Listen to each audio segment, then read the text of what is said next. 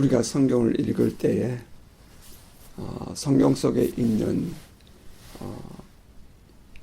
사건 혹은 하나님의 말씀 그러한 것들을 단순히 역사적인 이야기로만 들으면 그러면 그것은 역사 속에 있었던 옛날 얘기가 되죠. 그러나 그 말씀을 들을 때에 나를 향하신 하나님의 말씀을 들으면 나에게 비전이 되고 또 나에게 능력이 되고 또 나에게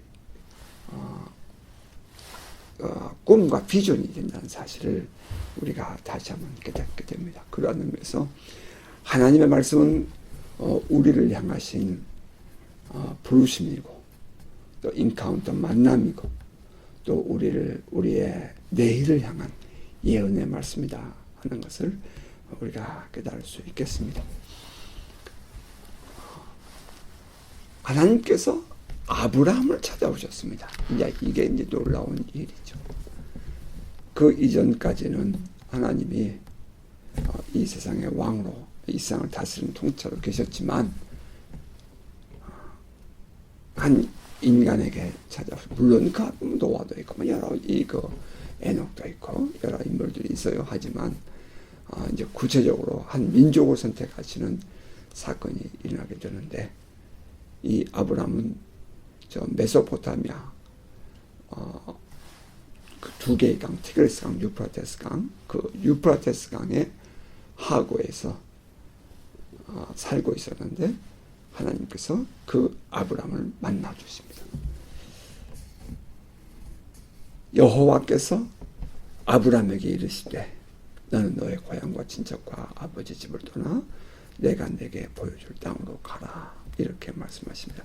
여호와께서 아브라함에게 이르시되 그 앞에 아브라함 얘기는 언급이 없어요.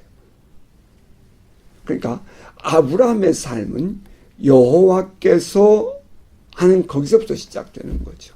오늘 우리의 삶은 내가 뭘 잘해서 혹은 내가 무엇을 했기 때문에 혹은 내가 어떤 의로운 삶을 살았기 때문에 거기서 시작되는 것이 아니라 하나님이 나에게 찾아오시면서부터 따라서 우리의 예배의 시작도 하나님의 은혜로 하나님께로부터 하나님에게서부터 우리의 믿음의 삶도 하나님에게서부터 우리의 모든 삶의 근거는 언제나 하나님에게서부터 이 사실이 우리에게 분명한 고백이 되어야 합니다.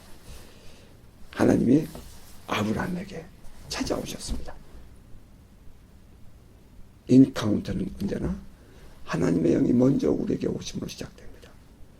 이 역사 속에 일어났던 모든 리바이벌의 시초는 그들이 회개를 많이 해서 성경을 많이 해서 기도를 많이 해서 찬양을 많이 해서 그래서 리바이벌이 일어난 것이 아닙니다. 하나님이 먼저 찾아오시면서부터 리바이벌은 시작됩니다. 하나님의 영이 한 지역에 한 사람에게 찾아갑니다. 그리고 그 사람을 통해서 역사하십니다. 그러면 그 주변에 많은 사람들이 살아계신 하나님을 만납니다. 그리고 그들의 인생이 바뀝니다. 그렇게 해서 변화되는 것입니다. 왜 많은 사람들이 이 리바이벌을 목말라 하면서도 경험하지 못하는 것일까? 그것은 바로 하나님 그분에 대한 목마름이 아니라 그들은 자기의 행위의 변화, 자기의 삶의 변화를 꾀하기 때문입니다. 여호와께서 아브라함에게 찾아오시고 말씀하신 것입니다. 한마디로 하나님께서 아브라함을 부르신 거지요. 오늘 우리 역사 속에 일어났던 이 모든 일들, 아니 우리 개인에도 마찬가지이죠. 하나님의 부르심은 언제나 1대1입니다. 많은 군중들이 모여 있지만 그 속에서 나 한 사람만이 경험할 수 있는 것이 하나님의 부르심인 것입니다. 어쩌면 그 안에서 많은 사람들이 그 부르심을 들었다 할지라도 그 한 사람, 그 하나님의 음성을 깨닫고 분연히 떨치고 일어나는 그 사람을 하나님은 1대1로 만나주신 것입니다. 하나님의 부르심은 언제나 그러한 의미에서 1대1 본인만이 아는 것입니다. 그리고 또한 이 하나님의 마음을 하나님은 우리 개인적인 마음으로 그 뜻을 품게 하신다는 것입니다. 하나님께서 우리를 부르시고 하나님은 하나님의 마음을 우리 모든 그 사람 부르심을 받은 사람들에게 하나님의 마음을 부어 넣어 주십니다. 이것이 또 하나님께서 모든 사람들이 한 곳에 있지만 그 불러주시는 하나님의 방편, 하나님의 방법이라는 거예요. 뭐 저 같은 경우도 그 여의도 광장에서 수많은 사람들이 모여서 한 20만 명이 그날 저녁에 철야 기도를 했다고 말하는데 그 속에서 나는 나를 부르시는 하나님의 음성을 들었다는 거예요. 여러분 개인도 마찬가지입니다. 어떠한 과정과 방법을 통해서든지 하나님께서 나를 불러주시는 그 하나님의 부르심이 없다면 여러분 분명히 하나님께 다시 한번 구하셔야 됩니다. 하나님 나는 어떻게 살아야 됩니까? 하나님 나는 무엇을 해야 됩니까? 하나님은 반드시 우리 모두에게 하나님의 계획을 가지고 계시고 하나님의 섭리가 있다는 사실입니다. 그런 의미에서 하나님은 우리에게 하나님의 마음을 나의 마음으로 그 뜻을 품게 하심으로 하나님 우리를 불러주신다는 거죠. 종종 사람들이 질문하지요. 그것이 하나님의 부르심인지 아닌지 어떻게 아느냐. 그거 당신 생각 아니냐. 그건 네가 좋아서 네가 흥분돼서 그렇게 서운하고 너가 그렇게 기도한 거 아니냐. 그렇게 말하는 경우가 있죠. 그럴 수 있어요. 그런데 그때 그 흥분되고 그때 그 어린 나이에 고백하는 그것조차도 하나님께서 그 뜻을 품게 하셨다는 것입니다. 똑같이 흥분된다고 다 헌신하는 건 아닙니다. 똑같이 주님을 만났다고 다 헌신하는 건 아니에요. 그때 내가 주님을 만나서 그때 내가 주님께 기도할 때에 주님은 나에게 그 기도를 하게 하시고 그것을 이제 전도서의 표현을 빌리면 서원케 하셨다 이렇게 말합니다. 우리가 기도하게 하신다는 거예요. 근데 그것이 하나님의 음성인지 어떻게 아느냐? 그것은 우리가 친밀감을 통해서 아는 거죠. 그러니까 평소에 하나님과 사귐이 없으면 하나님의 오시도 모르죠. 그런데 하나님께서 쑥 들어오시면 하나님을 우리가 알아볼 수 있는 우리 안에 영감을 주셨다는 거예요. 그러니까 우리가 스스로 어떤 죄를 지으면 마음이 쿵쾅쿵쾅 뛰는 것처럼 이것이 죄라는 사실을 누가 말 안 해줘도 내가 아는 것처럼 하나님께서 내게 불쑥 나타나서 말씀하시면 그 하나님이 내게 말씀하실 때 그것을 내가 알아볼 수 있는 아침에도 그 지유가 내가 올라오는데 계단 앞에 서 있어요. 왜 그러니? 그랬더니 엄마 기다린다는 거예요. 그렇죠. 자기가 엄마 뱃속에서 나온 걸 모르죠. 하지만 엄마와 함께 살아왔기 때문에 엄마가 알아보는 거죠. 보이지 않는 데서 지휘야 불러도 그 어린아이가 엄마의 목소리를 알아듣는 것처럼 이 하나님과의 친밀감 속에 함께 하나님과의 삶을 누리고 있는 사람이라면 지금 그의 삶이 크게 성장하고 대단한 사람처럼 환호를 받아도 그 속에서 하나님의 음성을 분별하지 못하면 소용없죠. 그런데 아무리 어렵고 힘든 과정이라도 그 속에서 하나님과 경험하고 있는 사람이라면 하나님의 음성을 들을 수 있다는 거예요. 그 친밀감, 그 하나님과의 늘 사귀고 하나님과 함께 살아가는 그 사람이 하나님을 분별할 수 있고 하나님의 부르심을 깨달을 수 있다는 것입니다. 그렇다면 이 하나님의 부르심은 누구에게 오는가 하는 것입니다. 그것은 하나님의 주권적인 하나님의 선택함에 있지요. 내가 무엇을 잘했기 때문에 내가 준비가 됐기 때문에 하나님 쓰는 것이 아니고 전혀 생각지 않았던 사람이 하나님의 부르심을 받게 되고 하나님의 택함을 받는 거예요. 그래서 우리는 그것을 은혜라고 말합니다. 하나님께서 아브라함에게 찾아오셨어요. 놀라운 은총이죠. 놀라운 비밀입니다. 하나님께서 저와 여러분을 만나주셨어요. 이게 놀라운 은혜지요. 나 아직 준비가 안 됐는데요. Never mind. 나는 이렇게 하고 싶은데요. Never mind. 하나님께서 우리를 선택하신다면, 하나님께서 우리를 부르셨다면, 아무리 내가 다른 길로 가도 성공이 아니에요. 훅 풀어버리면 그만이잖아요. 아무리 건강하고, 아무리 좋고, 소용없어요. 하나님께서 나를 쓰시겠다면, 엎어서라도 밭을 갈아서라도 하나님이 쓰신다는 거예요. 그게 하나님의 선택이에요. 그러니까 하나님의 주권이에요. 이게 하나님의 부르심인 거죠. 우리 모든 신앙인들은 다 이와 같은 부르심을 가지고 있답니다. 꼭 목사로서 부르심만이 아니라 각자의 향하신 하나님의 부르심이 있다는 거예요. 여호와께서 아브라함에게 이르시되, 다시 말하면 여호와께서 그 한 사람 아브라함에게 오셨습니다. 여호와 하나님께서 저와 여러분 한 사람 한 사람 여러분에게 하나님이 오셨습니다. 그리고 말씀하시는 거예요.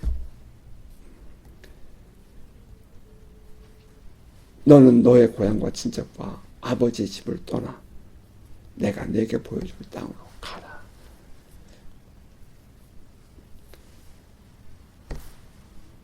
내가 너로 큰 민족을 이루고 내게 복을 주어 내 이름을 창대하게 하리니 너는 복이 될지라. 하나님은 아브라함에게 떠나라는 거죠. 떠나, 가라. 동사 두 개죠. 떠나, 가라. 그러면 내가 너로 큰 민족을 이루고 너에게 복을 주어서, 너에게 복을 주어서 내 이름을 창대하게 하니 너는 복이 될지라. 하나님의 말씀은 우리에게 언제나 꿈과 비전이 됩니다. 우리의 삶의 목적과 우리의 삶의 목표를 제시해 준다는 것입니다. 이 하나님의 말씀, 나는 이것을 감히 예언의 말씀이라 이렇게 말하고 싶은데, 우리의 미래의 삶에 대한 꿈과 비전을 주시는 하나님의 예언의 말씀, 그 하나님의 말씀이 가리키는 그곳을 향하여 우리가 나아간다는 것이죠. 그러한 의미에서 이 하나님의 말씀은 우리의 삶의 이정표가 되죠. 낯선 길을 가다가 우리가 갈래길에 갔을 때 어느 길로 가야 옳은 길인가, 그것은 이정표를 보면 알 수 있는 것입니다. 사인이죠. 그런 의미에서 이 하나님의 말씀이 우리에게 주어졌을 때에 우리가 그 말씀에 순종하는 것이 얼마나 중요한가 하는 것을 깨닫게 되지요. 하나님의 말씀, 곧 하나님의 부르심은 예언이 된다. 그 내용을 우리가 묵상해 보니 그 말씀은 축복의 말씀이었어요. 하나님의 부르심은 언제나 우리를 망하게 하는 것이 아니라 우리를 세워주는 것입니다. 내가 너에게 복을 주겠다. 너로 하여금 복이 되게 하겠다. 하나님은 우리에게 희망을 주시는 것입니다. 하나님의 예언의 말씀은 언제나 우리에게 희망을 주지 우리를 패망케 하지 않습니다. 혹여나 하나님께서 우리를 채찍질한다 할지라도 그 말씀 뒤에는 반드시 하나님의 싸매어 주심이 있습니다. 그것이 하나님의 예언의 말씀이에요. 그 말씀을 붙잡고 다시 희망을 갖는 거죠. 하나님의 손끝은 언제나 우리에게 생명을 줍니다. 뿐만 아니라 이 하나님의 말씀은 우리에게 비전을 제시하신다. 여러분 안에 비전이 있으십니까? 여러분 안에 무슨 꿈이 있으십니까? 지금 여러분이 가지고 있는 그 꿈과 비전은 과연 하나님께로부터 온 것입니까? 아니면 여러분 안에서 갖게 된 것입니까? 우리는 그동안 이 사도 요한의 많은 글들, 많은 서신과 또 복음서의 일부를 보았습니다. 우리는 그 속에서 무엇을 보아왔습니까? 우리에게 주님 바라보라는 것 아닙니까? 이 세상을 본받지 말라는 것 아닙니까? 그것이 하나님께서 우리에게 주시는 예언의 말씀이고, 그것이 하나님께서 우리에게 주시는 오늘 이정표의 말씀 아니었겠습니까? 그러한 의미에서 여러분 안에, 저와 여러분 안에 이 하나님의 예언의 말씀이 비전으로 분명하게 드러나는 은혜가 있기를 주의 이름으로 축복합니다. 그런데 이러한 부르심, 이러한 예언의 말씀이 우리에게 주어질 때에 중요한 것은 그 예언은 믿는 자의 것이라는 것입니다. 똑같은 사람들이 다 같은 말씀을 들어도 그 하나님의 말씀이 내게 능력이 되는 것은 바로 믿는 자의 것이에요. 믿는 자의 것이에요. 매우 중요한 얘기예요. 믿음대로 됩니다. 우리는 수많은 우리가 기적을 체험했죠. 그 모든 것에는 언제나 믿음이 동반했죠. 믿음으로 바라보고 믿음으로 바뀌고 믿음으로 우리가 이 놀라운 하나님의 기적을 체험했죠. 그 믿음. 하나님을 기쁘시게 하는 것이 뭐예요? 믿음이죠. 우리가 하나님께 나아가면 상 주신 분이라는 사실을 알고 하나님께 나오는 그것이 믿음이죠. 그 믿음. 예언은 믿는 자의 것이라는 것입니다. 뿐만 아니라 또 단순히 믿는 것에 멈추지 않고 그것을 받아들이는 자의 것입니다. 하나님의 말씀은 내가 받아들일 때 받아들여야 돼요. 아멘. 그게 중요한 거예요. 그러니까 우리가 하나님의 예언의 하나님의 말씀을 들을 때에 우리가 그냥 아멘, 그냥 이게 믿습니다 끝나는 것이 아니라 내가 아멘하여 나의 이 마음에 반응을 보이는 것이 매우 중요하죠. 내가 그 말씀을 받아들이고 그것을 아멘하여 반응하는 것, 그것이 그 예언의 그 말씀의 주인공 되는 길이에요. 예언은 언제나 순종하는 사람의 것입니다. 예언, 순종하는 사람의 것이다. 수없이 제가 몇 번 반복했던 이야기입니다만은 정말 힘들고 어렵게 했던 그 사람, 하나님께서 그를 용서하시라는데 내가 하나님께 그랬잖아요. 하나님, 제 용서한다 했잖아요. 제가 용서해요. 제가 받아줘요. 찾아가라는 거예요. 그리고 그에게 내가 당신을 용서한다고 말하라는 거예요. 제가 엊그저께도 길거리에서 만나서 축복한다고 했잖아요. 제가 그 사람 제가 이렇게 안아줬잖아요. 찾아가라는 거예요. 마음이 반반이었죠. 그랬더니 샤워 부스에 손을 확 쥐었죠. 난 지금도 생각이 안 나요. 왜 그 샤워 부스에 내 이 엄지손가락을 놓고 찧었는지. 그런데 딱 보는 순간 새카맣게 멍이 들었어요. 거기에 뭐라고 써져 있었냐면 용서라고 쓴 게 보이는 거예요. 글씨가. 새카맣게 멍이 들었는데 용서라고 써지는 거예요. 그래서 무릎을 꿇고 화장실 안에서 무릎을 꿇고 다시 또 회개하고 이제 그 집을 찾아가죠. 갔더니 그 사람이 서울가가 없더라고요. 하나님은 그러면 그 사람이 서울가가 없는 걸 모르셔서 나를 보냈을까요? 그 시간에? 내가 그 자리를 가면은 내 마음이 힘들고 어렵다는 사실을 하나님 모르셨겠어요? 내가 그 사람을 품어줄 수 있는 것이 그게 쉽지 않다는 것을 왜 하나님 모르셨겠어요? 그러나 하나님이 나에게 요구하신 것은 순종이었어요. 하나님께 순종하느냐 하는 말이에요. 내가 그때 무릎을 쳤어요. 하나님께서 그가 오늘 아침에 서울 갔다는 거죠. 서울 갔다는 사실을 아시면서도 바로 그 순간에 나에게 그를 찾아가도록 요구하셨다는 것.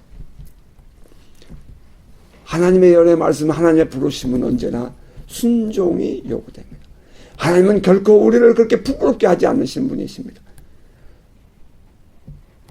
주의 예언의 말씀이 우리에게 주어질 때 그것을 내 것으로 받아들일 수 있는 깨어있음이 있기를 바랍니다. 축복의 주인공이 될 꿈을 가지십시오. 축복의 주인공이 될 꿈을 가지십시오. 그것은 오직 믿음으로 받아들이는 것입니다. 우리가 그 4차원의 영성 Fourth Dimension이라는 그런 책을 조영기 목사님 쓰신 책이었죠. 제가 설명한 바가 있는데요. 우리의 생각을 바꾸고 꿈을 바꾸고 믿음을 바꾸고 말을 바꾸면 우리가 살고 있는 이 모든 삶의 세계가 바뀐다는 거예요. 뭘 바꿔요? 여러분의 생각을 바꾸셔야 돼요. 뭘 바꿔요? 여러분의 꿈을 바꿔야 돼요. 비전을 바꾸고요. 그거 말하면 여러분 안에 있는 이 심리적인 모든 것들이 다 드림도 바꿔야 돼요. 여러분의 모든 것이 바뀌어야 돼요. 뭘 바꿔요? 우리 믿음을 바꿔야 돼요. 믿음 내가 바꾸면 바꿔주는 거죠. 믿음을 바꿔야 돼요. 그리고 우리의 입에 있는 말을 바꿔야 합니다. 부정적인 말, 분노하는 말, 그런 것들은 모두 내려놓고 긍정적이고 긍정적이고 이 포지티브하고 적극적이고 생산적이고 이런 창조적인 말로 바꾸십시오. 그렇게 바꾸게 되면 우리의 인생이 바뀌게 된다는 것입니다. 분명히 그 마지막 순간이 있죠. 다리가 잘려져 있으니까요. 그 다리가 새롭게 나올 수 있었던 그것은 단순히 사람들은 기적을 볼지 모르겠지만 나는 그 책을 읽으면서 하나님께서 그 마지막 순간에 한계를 넘어서 역사하시는 것을 보았다는 거예요. 여러분, 우리 안에 우리의 생각과 꿈과 믿음과 말, 나의 한계를 뛰어넘어갈 수 있는 나의 이성과 지금까지의 모든 경험과 모든 것을 뛰어넘을 수 있는 그런 변화가 있기를 주의 이름으로 축복합니다. 하나님께서 아브라함에게 말씀하셨어요. 내가 너에게 복이 되게 하겠다. 먼저 그 복이 되기 위해서는 뭐가 필요해요? 과거와의 단절이 필요하다는 것입니다. 너는 너의 고향과 친척과 아버지 집을 떠나 내가 네게 보여줄 땅으로 가라. 그 고향과 너의 고향과 친척과 아버지의 집이 어디예요? 메소포타미아 문명 지역이에요. 그것도 메소포타미아 문명이 아주 왕성하게 일어났던 바로 그 유프라테스 강 하구였다는 거죠. 갈대아 우르. 왜 하나님은 아브라함에게 그 땅을 떠나라 했을까? 그것을 우리말로 다시 오늘날로 해석한다면 가계에 흐르는 저주를 끊어야 한다는 것입니다. 가계에 흐르는 저주가 있다는 거예요. 어떤 사람들은 아주 여기에 대해서 부정적인 사람도 있어요. 그러나 가만히 보면 있어요. 가계에 흐르는 저주가 있어요. 우리는 그걸 유전이라고도 하기도 하고요. 또 영적으로도 그 영향력이 있어요. 예수 안 믿는 가정에서 예수 믿으라고 예수 믿는 일에 헌신하게 되면 귀신이 별짓을 다 해요. 그런 일들이 한두 번 일어나는 게 아니에요. 그 악한 원수 마귀의 이 올무가 그 가게에 흐르는 거예요. 도박을 하는 부모 밑에서는 도박을 하는 사람이 나오고요. 술을 먹는 부모 밑에서는 술 먹는 사람이 나오고요. 아니 사회적으로 거짓말하고 사기치는 사람들 그 밑에서 자식들이 또 그런 인물들이 나와요. 그건 어쩔 수가 없어요. 그러한 삶에 길져져 있기 때문에 거예요. 그냥 자연스럽게 그런 길이 가는 거예요. 그것을 과감하게 끊지 아니하고서는 믿음의 길, 새로운 길을 갈 수가 없는 거죠. 축복을 받을 수가 없어요. 그러므로 그 가계에 흐르는 저주를 끊어야 돼요. 아브라함은 어떤 이 가계였죠? 우상을 섬기는 가정이었잖아요. 아브라함의 아버지가 뭐 하는 사람이었어요? 우상을 만들어 파는 제사장이었잖아요. 이 아브라함은 말이죠. 그 우상을 섬기는 가정에 그런 가계를 가지고 있었다고요.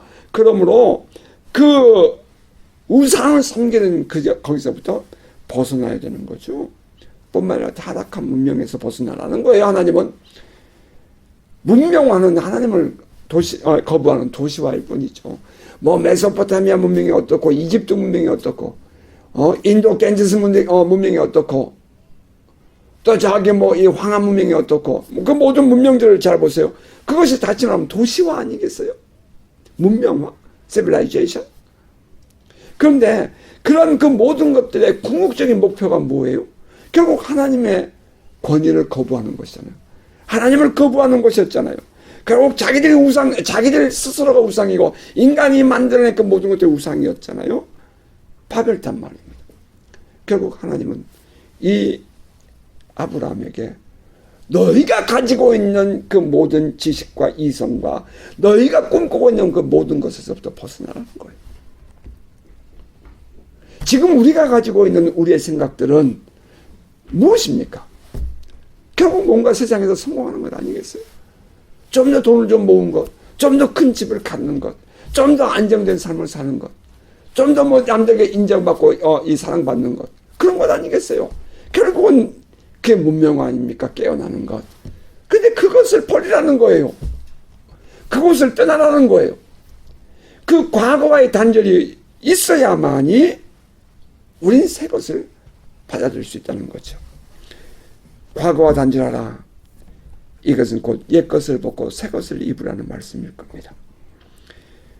에베소 4장 22절 이하는 이렇게 말했죠. 너희는 유혹의 욕심을 따라 썩어져가는 구습을 따르는 옛사람을 벗어버리고 오직 너희의 심령이 새롭게 되어 하나님을 따라 의와 진리의 거룩함으로 지으심을 받은 새 사람을 입으라. 아울러 사도 바울은 로마서에서 이렇게 말했습니다. 12장 1절. 그러므로 형제들아 내가 하나님의 모든 자비하심으로 너희를 권하노니 너희 몸을 하나님이 기뻐하신 거룩한 산 제물로 드리라. 이는 너희가 드릴 영적 예배니라. 너희는 이 세대를 본받지 말고 오직 마음을 새롭게 함으로 변화를 받아 하나님의 선하시고 기뻐하시고 온전하신 뜻이 무엇인지 분별하도록 하라. 믿음 없는 사람들, 믿음에서 탈선한 사람들, 그런 사람들과 이 모든 그런 비뚤어진 그런 가치관, 그런 인생관, 그것에 영향을 받을 가능성이 많으니까 하나님께서는 우리에게 이렇게 말씀하신 거예요. 너희는 이 세대를 본받지 말라고. 누가 본받으려고 본받나요? 어울리다 보니까 본받아지는 거죠.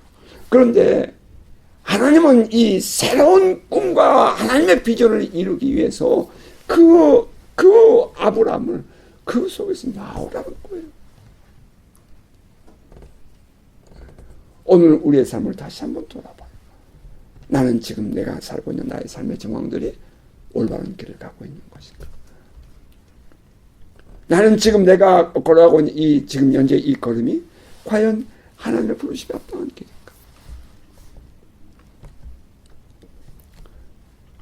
하나님은 아브라함에게 떠나라, 과거와 단절하라 하실 때 그 속에 들어있는 것은 과감한 단절이 필요하다는 것입니다. 떠나야 돼요. 마음만. 하나님 말씀을 들었어요. 예언의 말씀을 들었어요. 가만히 있으면 소용없어요. 아니요. 과감한 단절이 필요해요. 그것을 떠나야 돼요. 떠나는 것이 결코 쉽지 않아요. 아브라함이요? 아브라함은 그 하나님의 음성을 듣고 직업을 바꿔버립니다.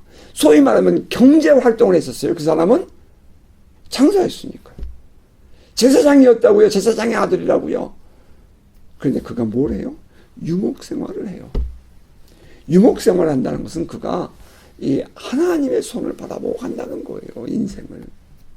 이제까지는 내가 무엇인가를 해서 살아왔던 것을 이제는 하나님이 나에게 주시는 만큼 먹고 사는 거예요. 그게 이 아브라함의 변화였어요. 우리가 그렇게 과감한 단절을 하기 위해서 우리에게 필요한 것이 뭐예요? 하나님이 보여야 된다는 것입니다. 하나님이 우선순위에 있어야 되고요. 그 과감한 단절을 할 때 필요한 것은 내 주변과 내 상황이 아니라 하나님이 내 인생의 전부가 되어야 될 때에 비로소 우리는 그 떠남이라는 그 아픔 혹은 어려움 그런 과정을 이겨낼 수 있다는 거지요. 더 큰 꿈을 위해서, 더 큰 미래를 위해서, 더 높은 이 하나님의 뜻을 이루기 위해서 우리가 가져야 할 것이 뭐예요? 내 안에 하나님의 생각을 품고 하나님이 보이고 하나님의 전부로 꽉 차 있어야 한다는 것입니다. 그때야 비로소 우리는 이제 과거와 단절할 수 있게 되는 것입니다. 한 다리는 한쪽에 빠지고 한쪽에 놓고 한 손은 또 한쪽에 잡고 있으면 고통만 올 뿐입니다. 갈등만 생길 뿐이에요. 힘들고 어려워요. 히브리서 기자는 이렇게 말했지요. 아브라함은 믿음으로 하나님의 부르심을 받았을 때에 갈 바를 알지 못하고 떠났다. 어디로 가야 할지 모르는 거죠. 이사를 가는 사람이 이삿짐을 정하지 않고 가는 거예요. 갈대아 우르는 저 유프라테스 강 하구에 있다고 했어요. 하나님께서 떠나라 하시니까 모든 걸 싸가지고 그는 이제 그 길을 따라가는데, 우리가 이 세계적인 모든 지형을 보면 큰 대로는 항상 그렇잖아요. 강을 끼고 길이 나 있어요. 항상 그래요. 전 세계가 동일해요. 강 옆에 길이 있거든요. 그 유프라테스 강을 지금 거슬러 올라가는 거예요. 그것은 과거에 이 지중해로부터 이렇게 이 다마스커스를 지나서 유프라테스 강 그쪽으로 지나가는 큰 대로였어요. 상업 통로였다고요. 애굽에서 올라오던 길이 다시 이제 이거 유프라테스 이거 강가를 통해서 쭉 메소포타미아 연결되는 그러한 큰 상업 대로였어요. 당시로서는. 그러니까 그 길을 걸어서 올라가는 거예요. 그리고 만나는 도시가 있어요. 거기는 교차점이죠. 교통의 중심이었죠. 문화의 중심이었어요. 그곳으로 가는 거예요. 그곳이 하란입니다. 그런데 그때도 이 아브라함은 여전히 갈 바를 알지 못하고 떠난 것입니다. 쉽지 않죠. 쉽지 않죠. 우리가 우리의 인생에 보따리를 산다는 건 쉽지 않아요. 나의 삶의 회를 흔든다는 건 쉽지 않아요. 그 모든 것을 내려놓고 내가 가야 할 길을 가겠다고 떠난다는 건 쉽지 않아요. 삶의 모든 정황을 흔드는 건 쉽지 않습니다. 그러나 그때 그것이 가능한 것은 언제 가능합니까? 하나님의 보이면 가능합니다. 하나님께서 나와 함께 하신다. 하나님 나를 이끄신다. 하나님이 주관하신다. 그러면 할 수 있어요. 일반적인 사람들의 마음은 어때요? 자기 자리 봐가면서 가죠. 다음 자리 봐가면서 가요. 또 뿐만 아니라 내가 이것을 떠났을 때 그 다음에 나에게 주어지는 대가, 보상을 계산하면서 가요. 하나님 나에게 주실까? 하나님 어떻게 하실까? 하나님과 거래를 하는 거죠. 뿐만 아니라 이런 사람들은 매사를 자기 중심으로 생각하고 판단한다는 거예요. 하나님의 생각이 중심이지 않고 내가 중심이 돼요. 내 생각, 내 마음, 내가 판단할 때는. 그러나 하나님은 하나님 그분을 진정한 가치로 아는 사람을 찾으십니다. 그냥 평범하게 살았으면 그냥 평범하게 살 수 있어요. 그러나 진정한 하나님의 사람은, 기적의 사람은, 정말 큰 그릇은, 정말 큰 리더십은 하나님의 가치를 아는 사람이에요. 그 하나님을 가치로 아는 그 사람, worth, value, 그죠? best value로, best worth로 아는 그 사람을 하나님을 찾으시는 거예요. 그런 의미에서 우리의 옛날 교회, 우리의 옛날 사람, 우리의 옛날 생활, 이제 거기를 다 떨쳐버리고 이제는 그 얘기 다시 뒤돌아보지 않는 삶이 되기를 바랍니다. 잊어야 해요. 잊는 것이 복입니다. 그러한 의미에서 새로운 삶과 미래를 꿈꾸는 사람이라면, 하나님의 음성을 들은 사람이라면, 하나님의 섭리가 사모되는 사람이라면 참 아프기도 하고 좀 속도 상하겠지만 잊어야 돼요. 빨리 잊는 것이 복입니다. 늘 그것이 쉽지 않았어요, 저에게도. 하지만 또 이 말씀을 묵상하면서 다시 한번 생각하게 돼요. 자꾸 과거를 비교하고 자꾸 과거를 그리워하는 것은 새로운 미래를 꿈꿀 수 없다는 겁니다. 새로운 지형, 새로운 땅에 갈 수가 없다는 거예요. 분연히 떨치고 일어나는 저와 여러분 될 수 있기를 주의 이름으로 축복합니다. 또 주의 복의 내용이 하나님의 약속, 하나님의 축복이 뭐예요? 나를 도우리라. 하나님 나를 도우리라 하는 것을 믿는 것입니다. 하나님 나를 도우리라. 하나님 나와 함께 하시리라 하는 것을 믿는 거예요. 내가 너로 큰 민족을 이루고 내게 복을 주어 내 이름을 창대하게 하려니 너는 복이 될지라. 그게 주어가 누구예요? 내가가 누구예요? 하나님이죠. 아브라함이 주인 아니에요. 하나님이 주인이에요. 너는 복이 될지라. 거기서 누가 해준다는 거예요? 하나님이 하겠다는 거예요. 너는 복의 근원이 될지라. 우리 옛날 성경 그렇게 번역되어 있었죠. 그러면서 하나님이 우리에게 어떻게 도와주신다고요?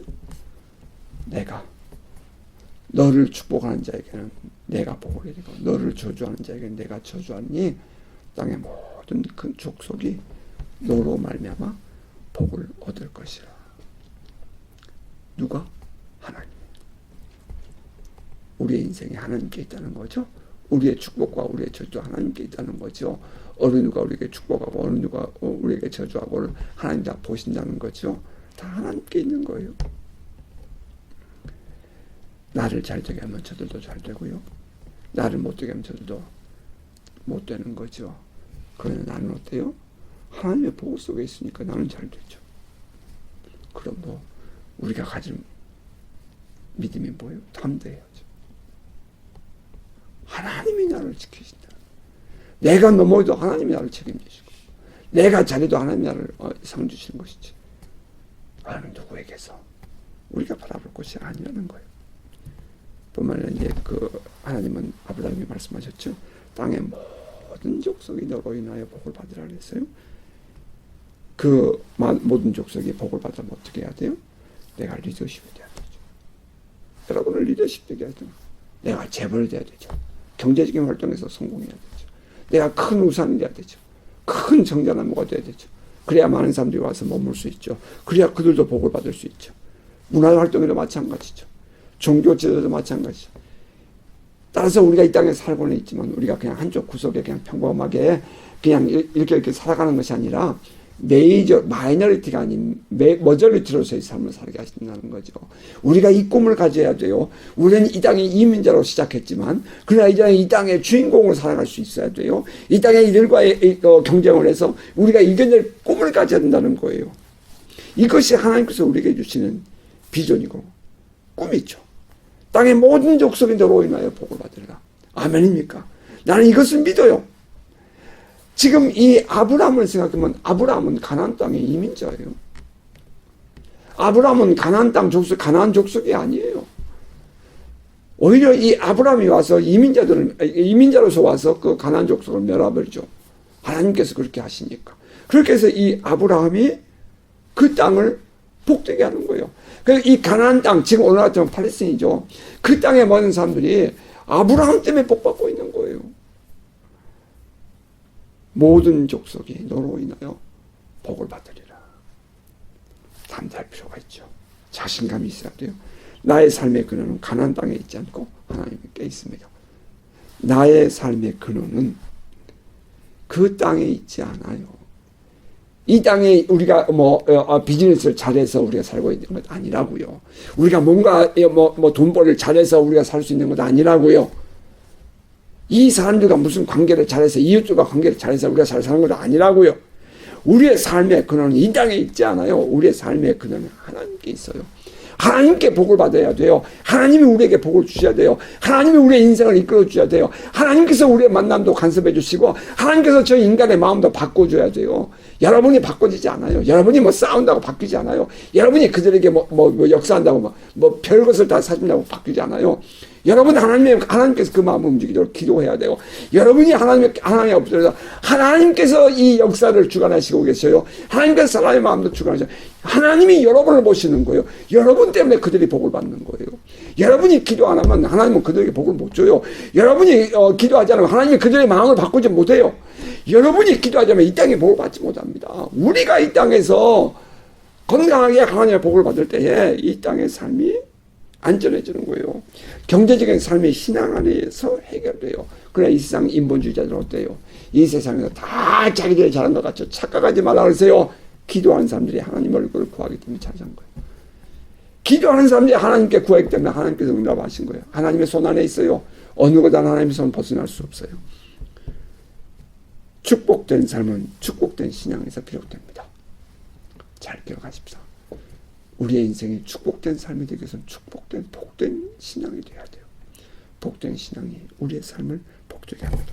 만몬의 신은, 만몬은 거짓신입니다. 물질주의의 신은 거짓신입니다. 세상을 속이는 것입니다. 여러분, 거짓 영을 조심하십시오. 참신은 하나님만 이십니다.